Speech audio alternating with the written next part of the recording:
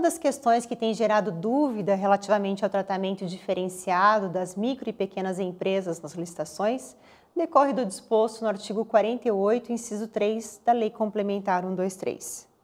De acordo com esse dispositivo, cumprirá a administração estabelecer em certames para aquisição de bens de natureza divisível reserva de cota de até 25% do objeto para contratação para disputa em separado apenas por micro e pequenas empresas.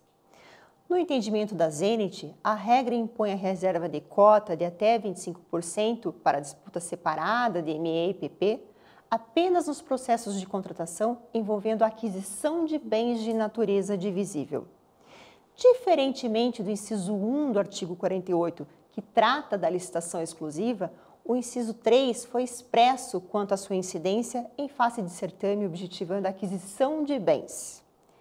E na medida em que se trata de norma que já contempla um contexto excepcional em face da ampla participação, é necessário então interpretá-la restritivamente. Adotado esse alinhamento, apenas se o objeto da contratação envolver então um fornecimento de bens, cujo valor supera R$80 mil, é que então, sendo de natureza divisível, impõe-se reservar cota de até 25% para disputa em separado por micro e pequenas empresas. Mas alerte-se, a questão não é pacífica. Há entendimento no sentido de considerar a expressão aquisição de bens como envolvendo contratações de objetos divisíveis, o que abrigaria não apenas fornecimentos, mas também serviços, empreitadas, entre outros.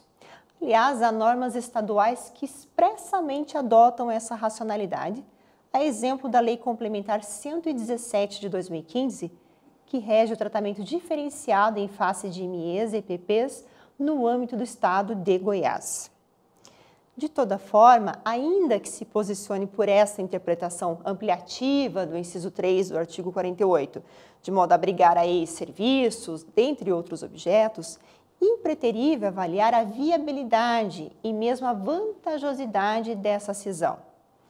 Acaso se demonstre que o parcelamento do objeto, um serviço contínuo, por exemplo, para reserva de cota destinada à disputa separada por MEs e PPs, tornará o ajuste técnica, econômica e ou administrativamente inviável, possível motivar o afastamento da licitação diferenciada, então, com fundamento no artigo 49, inciso 3 da Lei 123. Segundo essa regrinha, não se aplica o disposto nos artigos 47 e 48 da 123, quando o tratamento diferenciado não for vantajoso para a administração pública ou representar prejuízo ao conjunto ou complexo do objeto a ser contratado.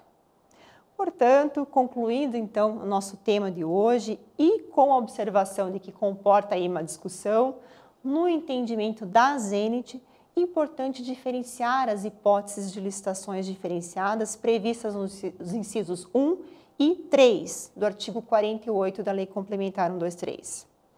O 48.1 define o dever de realizar a licitação com participação exclusiva de micro e pequenas empresas nas situações em que o valor da contratação, independentemente do objeto, compra, serviço ou obra, for igual ou inferior a R$80 mil.